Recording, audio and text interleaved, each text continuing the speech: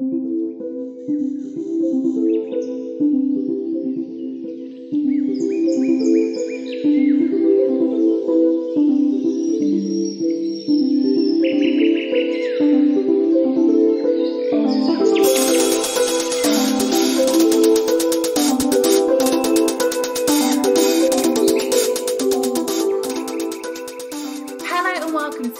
White Witch podcast with me, Carly. Hope you are all well, witches. On today's podcast, we are looking at the Fetch and the Fylgja. I'm afraid I haven't got a book review for you today, as the only book I finished recently is our Literary Witches Coven book, and I can't review it till our book meeting has happened.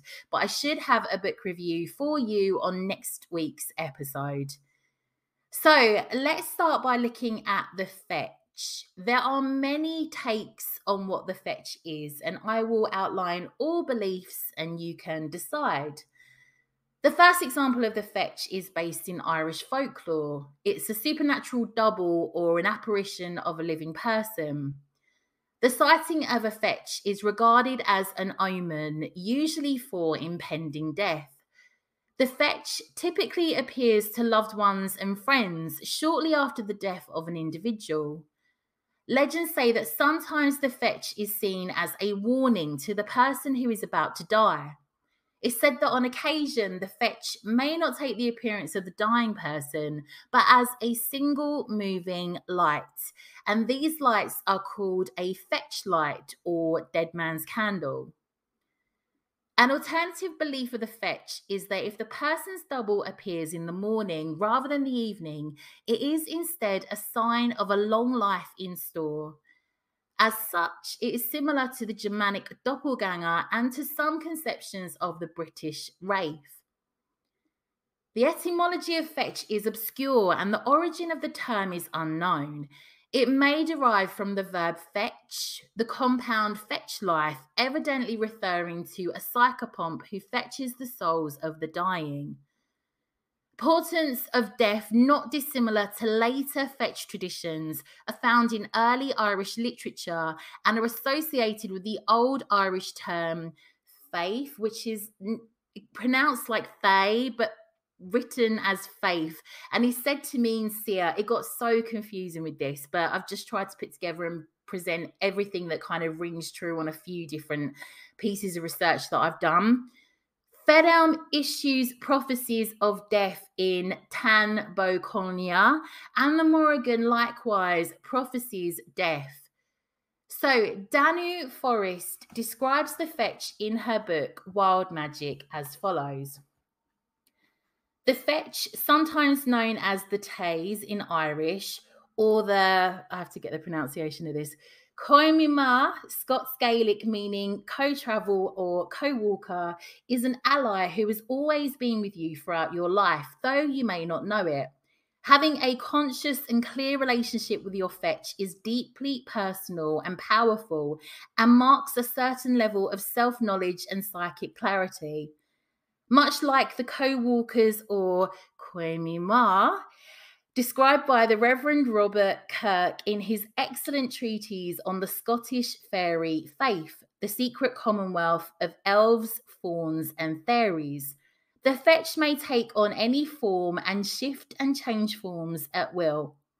Often a fairy of some kind, the fetch is your lifelong spirit ally who experiences some measure of the mortal world by literally walking with you in life. In exchange, they may help you with deeper or long-term patterns and spiritual growth. A fetch or co-walker can be a really useful ally. Their presence can be strongly felt, or they can simply give you a subtle sense that you are accompanied in some way at certain points in your life, depending on the relationship you build with them. There is no fixed tradition on how these allies will work with you, as everyone is different, but working with a fetch can be powerful magic and affect real change. Working together can also help the practitioner with lifelong challenges and even broader soul evolution. As for fetches, it is very dependent on personal belief and path. Many sources say that a fetch will always be with a person but never reveal itself, while others have accounted for their fetch having appeared at one point in life, stay very frequently, then lay dormant, while others are quite active and constantly working with their fetch. Another account I read stated that fetches should not be searched for, that they must reveal themselves to you. However, that was on a very gatekeeper type post that I found.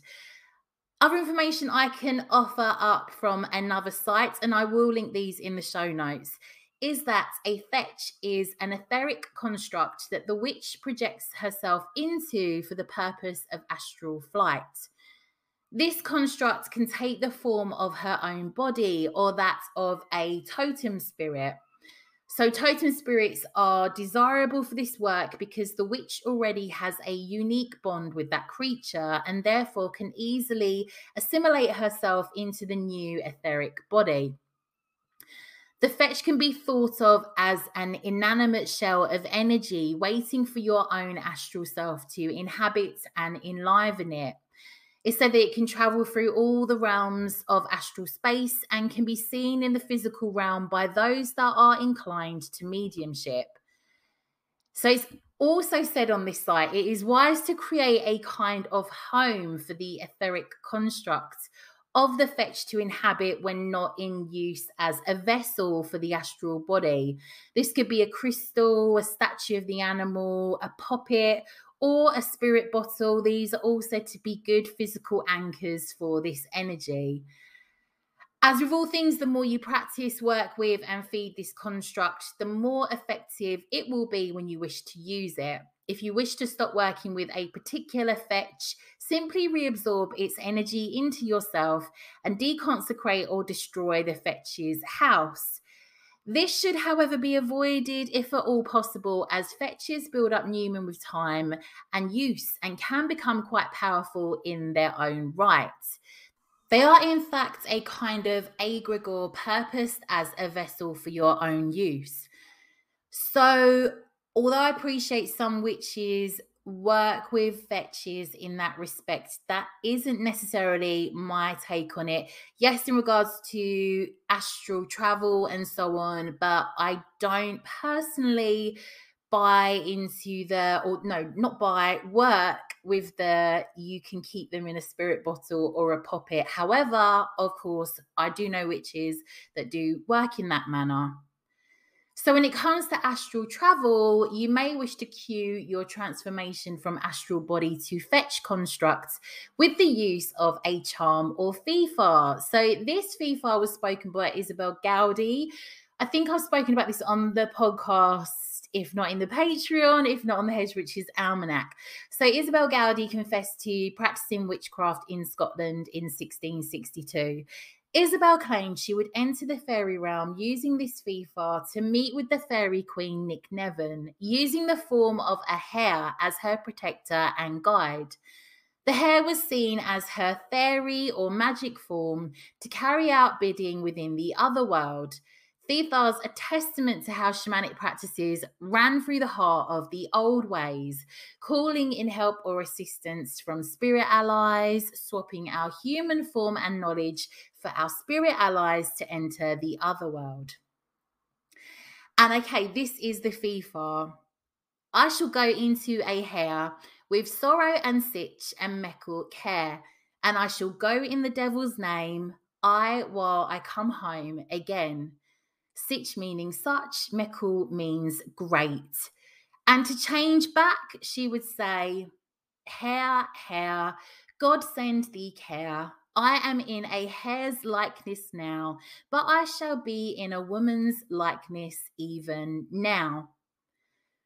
So today we tend to think of the self as having 2 or 3 components, a body, a mind, and perhaps a soul. So bear with me where I'm going with this.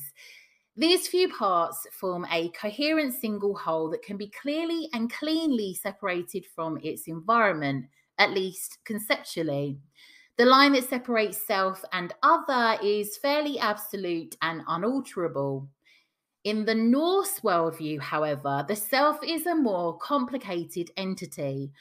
While the Norse certainly had a concept of the self, there is no bland oneness in their perspective. That self is comprised of numerous different parts that are all semi-autonomous and can detach themselves from one another under certain circumstances. None of these parts quite correspond to the concept of a soul in the traditional Christian sense, an absolutely unique and non-transferable essence of a person. The Old Norse word for soul was invented only after the Norse converted to Christianity, which highlights the prior lack of such a concept. Various parts of the self were, however, thought to live on after death or be reincarnated. The Norse worldview never placed much value on a uniform set of doctrines, and accordingly, it contains no comprehensive, systematic account of the parts that comprise the human self. So, this is a description of four of the most important and commonly mentioned parts of the self in Old Norse literature. So, you have the hammer, which is shape, form, appearance, the huga, which is thought, the Fylgja, which is follower, and the hamingja, which is luck. So, the hammer is literally a translation to shape or skin. The hammer is one's form or appearance, that which others perceive through sensory observation. Unlike in our modern worldview, however, that which is perceived by the senses is not absolutely and unalterably static and fixed. In fact, hammer is the most crucial word in the Old Norse lexicon of shapeshifting.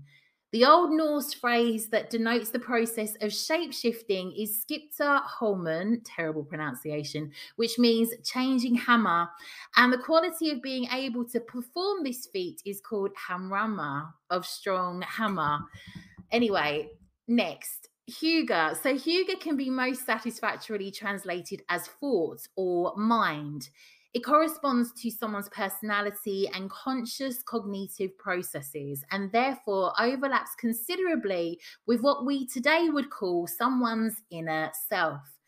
The Huga generally stays within its owner, but can at times create effects in faraway people just by thinking about them in a certain way. This is particularly possible for people who are described as having an exceptionally strong Huga. The Fylgja. So we'll go much more into detail on this, but just to give you a brief outline. So remember the cats, ravens, and other familiar spirits who are often the companions of witches in European folk tales. These are Fylgja, so in the plural, and Fylgja in the singular. The Fylgja is generally perceived in an animal form by those with second sight, although human Fylgja aren't unheard of. It's an attendant spirit whose well-being is intimately tied to that of its owner. For example, if the Fylgja dies, its owner dies too. Its character and form are closely connected to the character of its owner. For example, a person of noble birth might have had a bear Fylgja, a savage and violent person, perhaps a wolf. Fylgja literally translates as follower, but as often as not, it's depicted as traveling ahead of its owner, arriving at the intended destination before its owner, or appearing in the dreams of someone who will meet the owner the following day. Again, that's loads of different examples for you. I'm going to go more into the Fylgja shortly with some other different takes on it too, and you can see what you think. So lastly, the hamingja, the fourth and final part of the Norse self that we'll consider here is the hamingja. The word is often used in an abstract sense to signify luck, but the Norse understanding of luck is very different from our own. So in Bettina Summers' fitting words, luck was a quality inherent in the man and his lineage, a part of his personality similar to his strength, intelligence, or skill with weapons. At once, both the cause and the expression of the success, wealth, and power of a family. Luck, the Haminya, is a personal entity in its own right. It's part of the self and can be split off from the other components of the self in certain circumstances. When a person dies, his or her Haminya is often reincarnated in one of his or her descendants, particularly if the child is given the name of the original owner of the Haminya. Sometimes, as in Viga Glum's saga, the Haminya bequeaths itself of its own accord to a relative of its original owner, without any special naming having to take place. The Haminya can also be lent to others during life to assist them in particularly perilous missions where luck is needed especially badly. So let's look at some more in regards to the Fylgja. The term apparently derives from the Old Norse verb Fylgja, meaning to accompany, but it is homonymous with and perhaps identical to the word for afterbirth or placenta.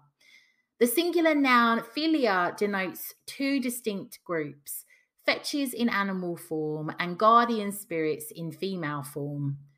The first is an animal form, which can be described as an extension of an aspect or characteristic of a particular family. Fylgja in animal form can often be seen as wolves, bears, oxen, boars, and birds such as eagles, falcons, and hawks. These figures appear to people primarily in dreams and warn of impending death, danger, or some future event. Frequently, the Fylgja is that of the doomed or threatened man's enemy. These conceptions appear to reflect notions common in Norse and later Scandinavian tradition of the soul operating out of the body. In their textual context, they must be viewed as part of a broader tradition of portents and dreams, but the animal form of the Fylgja may relate to the phenomena of the werewolf and the man-bear. The emphasis on beasts of battle suggests Odin, the most important shape changer of Norse myth. Odin was known for his ability to send his soul out from his body and for sending his companion ravens out into the world as scouts. The animal form of berserkers may also be relevant. The second form of Fylgja are, as Maria Kavilhorg adds, a woman Fylgja is a female supernatural entity who acts as a guardian spirit for the clan, and especially for the chief of the clan. They were also attached to individuals, but were immortal and appear to have been attached to particular lineages following a person from each generation. Mundell believes that they represent the spirits of ancestral mothers, a part of the ancestral mother worship we know existed among the Vikings. Every human being may have one or more woman Fylgja. Some are visible, whereas others are invisible. Of the visible Fylgja, a person has a limited number, 2, 3, or 9. Of the invisibles, a whole flock.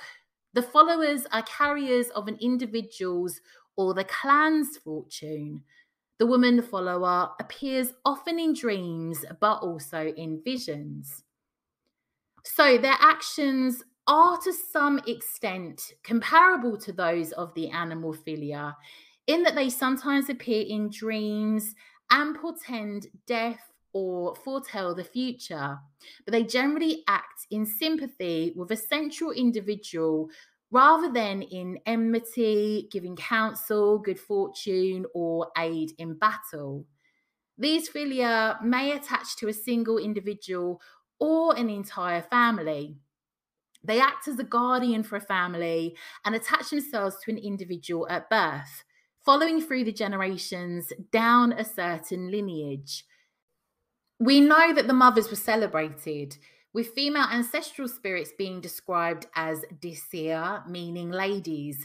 These female spirits are bound to a family of which they are matriarchal ancestors, but it's said they can be both benevolent and malevolent. The term Disir covers a wider spectrum of female spirits and beings within Norse mythology. But the Fylgja is specifically a spirit that guides and protects a person, is tied with their fate and Haminja. The female Fylgja shares many features with Disir and Haminja, and more distantly with Norns and Valkyries. There is very little terminological consistency. It is widely thought that a Fylgja may abandon their chosen mortal if their behaviour is poor, wicked, or would bring the name of the family into disrepute. Fylgja appear in the story of Burnt Njal from the Icelandic Njal's saga, a tale of feuds and revenge. It is thought that this work dates from between 1270 and 1290. In the 1900s publication of this saga, Sir George Webb Dasent describes the superstitions of the race in his introduction to the works and mentions the role of the Fylgja in the society featured in this tale. The Northman had many superstitions. He believed in good giants and bad giants, in dark elves and bright elves, in superhuman beings who tilled the wide gulf which existed between himself and the gods.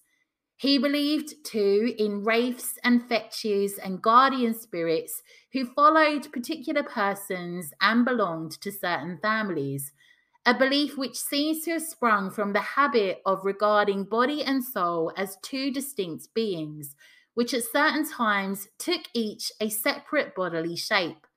Sometimes the guardian spirit or Fylgja took a human shape. At others, its form took that of some animal fancied to foreshadow the character of the man to whom it belonged. Thus it becomes a bear, a wolf, an ox, and even a fox in men. The Fylgja of women were fond of taking the shape of swans. To see one's own Fylgja was unlucky and often a sign that a man was fey or death-doomed. So when Ford Friedmanson tells Njal that he sees the goat wallowing in its gore in the town of Berg Forksnål, the foresighted man tells him that he has seen his own Fylgja and that he must be doomed to die. Finer and nobler natures often saw the guardian spirit of others. Thus Njal saw the Fylgja of Gunnar's enemies, which gave him no rest the livelong night, and his weird feeling is soon confirmed by the news brought by his shepherd. From the Fylgja of the individual, it was easy to rise to the still more abstract notion of the guardian spirits of a family who sometimes, if a great change in the house is about to begin, even show themselves as hurtful to some member of the house. There you go. Not only are Fylgja mentioned in this saga, but their role as fetches also appears when they are described as visiting characters in the tale in their dreams. These beings also appear in the Losvedninga saga and are used in a form of spiritual warfare. If a character had a more powerful Fylgja than the person crossing them, that individual would suffer some kind of misfortune. It seems that this is the result of their own Fylgja not being as strong or not being able to defend them from that of their enemy. In Anglo-Saxon and later English superstitions, an animal Fylgja became known as a fetch. Whether this was originally the same creature that appears in Icelandic literature or whether this is a similar concept is hard to tell. A fetch in the British witchcraft tradition is an animal spirit or living animal that would allow its owner to travel with it or send it on errands for magical workings or spirit travel. It is more common for us to see the witch's fetch depicted as a familiar, a physical animal that aids the practitioner in her works. Many folk tales describe how these animals might also be the witch transformed, and physical injuries suffered by the animal match those of the witch once she is restored to human form. This shape-shifting also appeared as a Norse concept. The fetch was often linked to the devil by the Christian church because it belonged to the old religion of paganism, so of course became demonized. In modern reconstructed heathen spirituality, Athelia can be seen as either an attendant female spirit or animal which may visit you in dreams or appear if you are practicing Seder magic, trance work, or journeying. People sometimes feel that their philia has run on ahead of them when traveling in a physical sense. It's said that caution should be advised for the curious who wish to discover these beings. Their powers are well documented in the Icelandic sagas, telling how they may bestow herminia, so luck, upon those who they attend to, even helping to shape a person's fate. However, if you displease them, they can leave you, or the benefits they bring could be reversed. So, here are some things you may wish to do in regards to finding your fetch. First of all, hedge work, journeying, much of exploring or channeling your fetch, getting to know more about them, bonding spiritually is primarily through hedge work. So, taking spiritual flight between our realm, the physical, and the spiritual realms like the astral and other worlds. This is the work that I do in regards to the fetch I work with. Visions. So when a fetch slowly reveals itself, it can give you visions. You may find these in trance work or, again, bordering the hedge. Divinations. So there are many forms of divination where one can bond or utilize the connection to their fetch once it has manifested itself to then learn things spiritually, channel them for shamanic journeying, astral travel, protection in the other realms, or to just further bond with them. Dreams. So fetches can also manifest themselves in dreams, usually very abstractly or subtly. They may not show all of themselves, or they may leave clues as to what or who they are. Once the relationship between you and these particular spirits are solidified, then it can become much easier for you to implement them into your specific magical workings. So I'm going to read you a small section calling in the fetch. This is from Wild Magic by Danu Forrest. I love this book. We've all had those times where we feel like someone is right beside or behind us. This presence is often your fetch, although that's not the only interpretation. At other times, a fetch may come to you in dreams, or you may repeatedly see an image in your daily life that invokes a deeper emotional stirring and evokes their presence. A relationship with a fetch is something people often become aware of as they grow older. The many times they have either felt their presence or dreamt of them becomes understood as a pattern that takes form over many years. The fetch is the main spirit who can help you regain lost instincts and intuitions, not just for yourself, but your whole bloodline. With them, you can heal long-standing patterns that persist through generations, as the fetch may have helped your ancestors before you. By forming a close relationship with this spirit, you may find your wild inner self returning to help you walk through life with a sense of balance and inner connection previously thought impossible. Calling in your fetch takes time, and the effort is best made with your heart as the main leader and teacher. Make offerings to the fetch. Perhaps set aside a special place in your home where you leave offerings and also place things that help invoke the deeper feeling which comes with its presence. As you find times in your day when you are alone, speak to it as you would a lifelong friend, and look out for the subtle touch of its presence. Keep a dream journal and record your dreams with the sense that it has perhaps taken many forms over time, but with the same feeling in every instance. Court it as a lover or your own soul. After all, it carries with it your deepest desires, plans, and knowledge from one life to another. Treat it with patience and courtesy, asking that it becomes known to you, and treat it with honor and care. In time, it will show itself to you more and more, and you may be able to access its wisdom with greater ease and clarity. There is no map for this practice, as it is the deepest magical relationship, and you must bring your most authentic self to the task without preconceived ideas or projections. That's all I have for you today, which is in regards to the fetch. I will put a link in the show notes to any resources that I used for this episode. So I just need to give you a little bit of an update. I am currently working on tons of different writing projects and working quite far ahead of myself. So I'm kind of working on things for Samhain and Yule, and I'm really under it in terms of time. So I set out trying to do a mini episode for a Friday, but as is my way, I can never go down the rabbit hole without bringing up a complete essay. And it's very apparent that at the moment, I can't continue to do the Friday episode temporarily. So I am not going to be back on Friday with an episode. I will be back next Monday. I may be taking a small break in September before season 3 of the podcast starts. I just need some downtime to kind of get creative, do some other projects. I want to do some other work in Patreon. So I may be taking a little bit of time off from the podcast in September. But for the moment, I'm going to just try to go with let's not do the episode on a Friday temporarily. There are times of the year I have a lot more time. We can come back to it. Just right now, I've got a lot writing-wise that I really need to get onto, and I don't even have enough time with Patreon and all the other things to kind of create content ahead of time to bring other podcast episodes out because it takes me so long. So I'm really sorry.